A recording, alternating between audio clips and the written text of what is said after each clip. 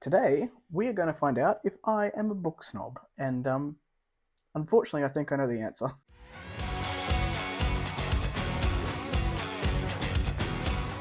Hello, everyone. Welcome back to A Fictional Escapist. My name is Kris, and today's video is going to be a quick tag, the Book Snob Tag, if you will. I saw this one over on Sam Not So Wise's channel, a channel that I quite enjoy personally, so I'll have the video and the channel linked down below to go ahead and check out if you so choose to do so. This is a tag which unpacks the very question of, am I a book snob? And I'm not sure. I have thoughts and feelings about it, potentially, but we'll see at the end of the tag whether I would consider myself a bookish snob.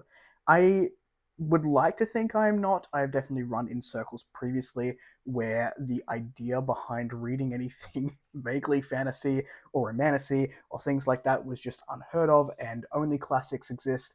So we'll see. I would like to think I've changed my tune since those days. But there are 10 questions. I'm not going to tag anyone here. If you want to go ahead and do it and test your own bookish snobbery, then please, by all means, go ahead and do so. Question 1. What is your definition of book snobbery? Well, what is our definition of snobbery? I think book snobbery is essentially looking down upon other people who potentially read things other than yourself, which is interesting because I have this conversation with my father a little bit where he used to only read nonfiction, and I was like, why? Not that I necessarily look down on reading nonfiction, and by all means, there are very good things to learn from reading nonfiction books. I don't mind a memoir myself to try and put myself into somebody else's shoes and learn from somebody else's experience. But only reading things like self-help books and nonfiction books don't expand my worldview all that much. I find that fiction does that much better. And there are things that people say about fluff like romantasy and things like akatar and whatever it may be. So I guess bookish snobbery at its base would just be looking down on others who read things different than you do. Question 2, is there a genre or type of book you would never consider reading? Look, I'd never say never. There are books that I certainly don't gravitate towards, and that would be things like cozy fantasy. I have read some and I have enjoyed some in the past, but I don't gravitate towards it because I generally don't enjoy just cozy for cozy's sake.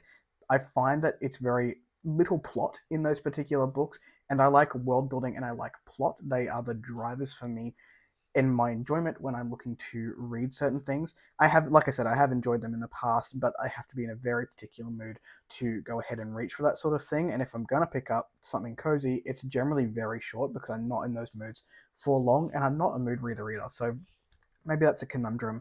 The other type of book that I generally won't gravitate towards would be erotica of any kind. It's just not something that I personally gravitate towards, but like I said, never say never. I have enjoyed steamy male romance upon a time with Cubs and Campfires by Dylan Drakes, and I'm very much looking forward to the second book in that series. But that is like the only exception. I generally don't gravitate towards it. Domestic thrillers are another one that I don't mind a thriller, and I actually quite like a psychological thriller, borderline horror. But domestic thrillers specifically are just not my flavor. So I would say that if I'm never going to say no to a book or a whole genre, it would probably be that one. Question 3. Oh, well, isn't this timely? Question 3 is, does erotica count as literature? If you're reading it, it counts as literature, I guess.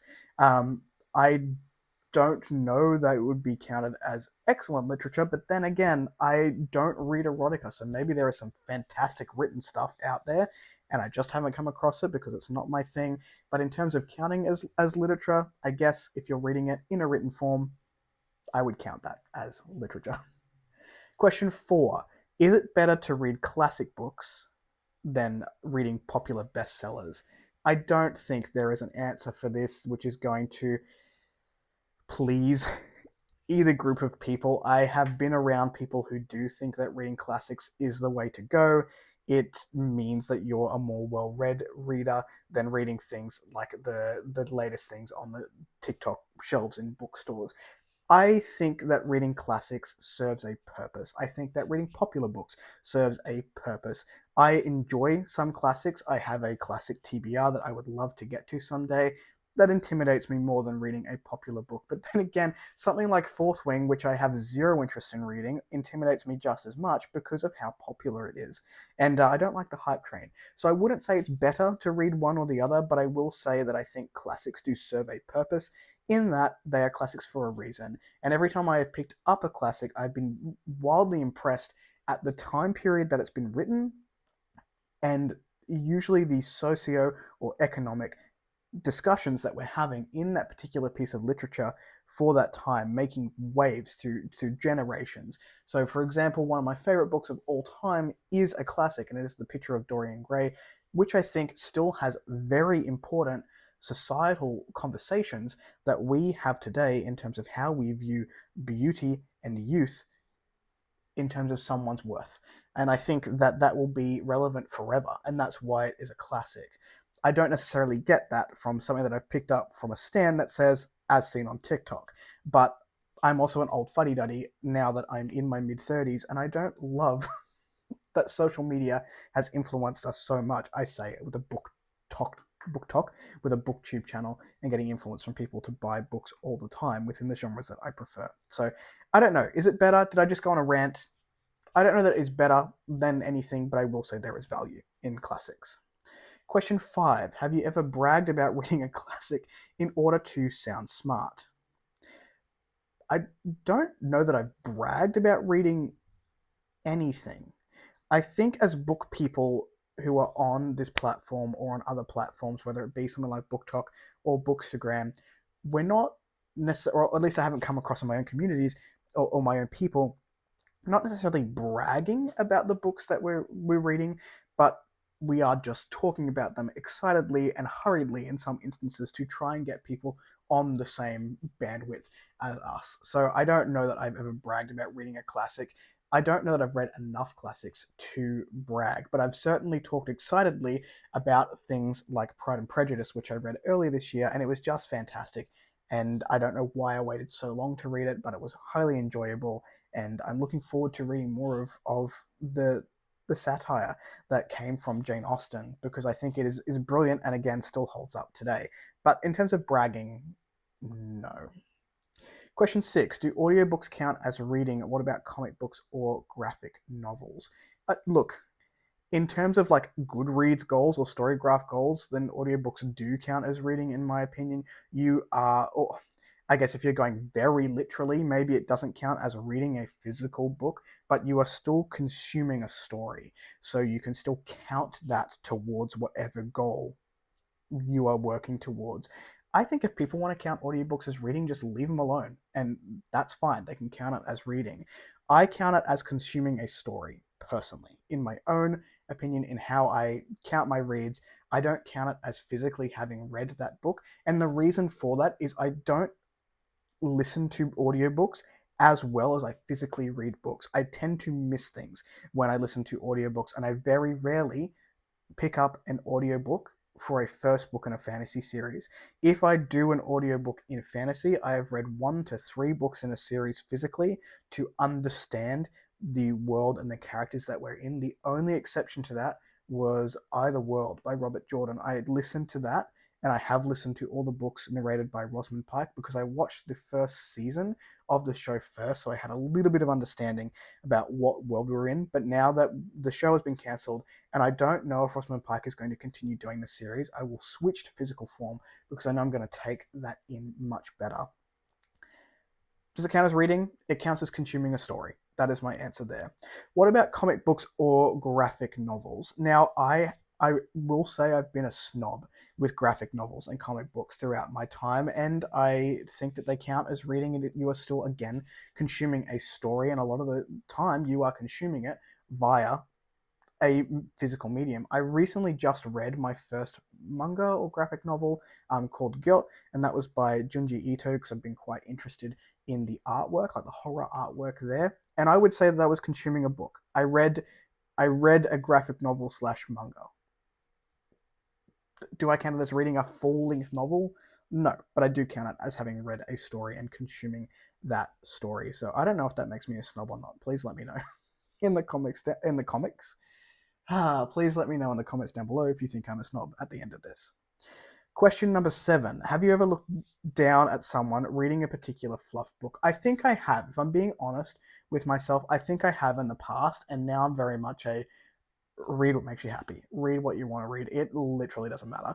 Are you happy with what you're reading? Then fine. I think in the past, like past me, if I was reading my classics, if I was reading my big boy fantasy novels where a lot of things are happening, it's like 10 books in a series, and someone came across and they only read smut, I'd be like, why are you just reading that? But I don't understand it personally because I personally don't gravitate towards smut. I would like to say, once upon a time, yes. Now, no. Read what you love, enjoy what you're doing. We are on this earth for such a limited time. Don't waste it doing stuff that you don't enjoy. Question 8. Have you ever been the recipient of someone else's snobbery? Yeah. Yup. My dad, I think, now he is coming around, but he had me very young. He was a teenager when he had my mum. When my mum and dad had me, they were both teenagers. Or mum was in her very early 20s, if not 20. My dad grew up very, very quickly as a teenager. So there were certain preconceptions there, and having, his family also needed to grow up having many, many siblings, there's a preconception there that by a certain age you should be doing a certain thing. So when I started reading fantasy again as someone in my late 20s and early 30s, it was a why aren't you reading like why are you reading that? There are other books, nonfiction, that I could be reading and bettering myself with. And I'm like, I argue that you can better yourself with a fantasy book, but I also would argue that if you're not reading fiction, are you really tapping into empathy for other people and other cultures and other nations? Because we can learn a lot from fiction. So I've also been the recipient of snobbery from like friends who have just read classics, from people at uni who were reading speculative fiction or literary fiction. I think there is a definite crowd of fantasy and sci-fi, and that's sort of where I fit in. But there's also a crowd that just read literary fiction and think that that is the epitome of literature. So yes, I have, and I would say that most people in this particular community have as well. Also getting looked down upon for reading mostly self-pub, or a majority of my reads, I would hope, fall into that category as opposed to traditionally published books. We have experienced a lot, both the authors and the readers of self-pub, to say, why aren't you reading more trad pub? Why aren't you trying to go through the trad pub route if you're looking to release a book? So I think we've all had a bit of that. Question 9. Would you ever be friends with a snob? Yeah, look, I don't take life that seriously. Like I said, it's too short. I am friends with someone who has some views about classics and traditionally published fantasy that I try to challenge. But I'm also comfortable enough with my friends to have that conversation and to challenge those thought patterns to see if, not necessarily that I can change them, because I don't want to change somebody's views if that's what they believe in, but to say, okay, if that's what you want to think, that's fine. I don't think that way. And I would challenge you to question that view if you so choose to down the line. So I've been friends with snobs before. I'll be friends with snobs in the future. Like I don't mind. We can have differences of opinions. We can be snobbish. We can be accepting. It doesn't matter. We can still be amicable and friendly to people that we don't necessarily agree with. And the last question is, are people who don't read less sophisticated than people who do? I don't think so. I think that reading offers an incredible amount of value to my own life. Whereas somebody might consume stories in different ways. There are video gamers who don't enjoy reading, but they still consume stories and are enriched by the stories that they're seeing visually. There are people who can't read physically, who are no less sophisticated than I am. I think that what we do, or what we choose to do with our time, holds value for each different person. I don't think we all need to be the same. And just because my community reads a lot and we enjoy reading, I don't think that any other community is more or less sophisticated than any other. But I'm happy that I found my people, and I would hope that people who don't view reading as fun have found their people as well, and they're having a good time in their communities and have found peace with the things that they enjoy to do. So that was the Am I a Snob or the Book Snob tag. Do you think I'm a snob? Let me know. I think now that I've read the questions and like processed the questions, I hope that's come out more wholesome and more accepting than I initially thought, because now I don't think I'm a snob, but maybe I'm wrong. You tell me. If you like the content, give one of those. If you want to see more of it, click subscribe at your will, and I will catch you in the next video. Ciao.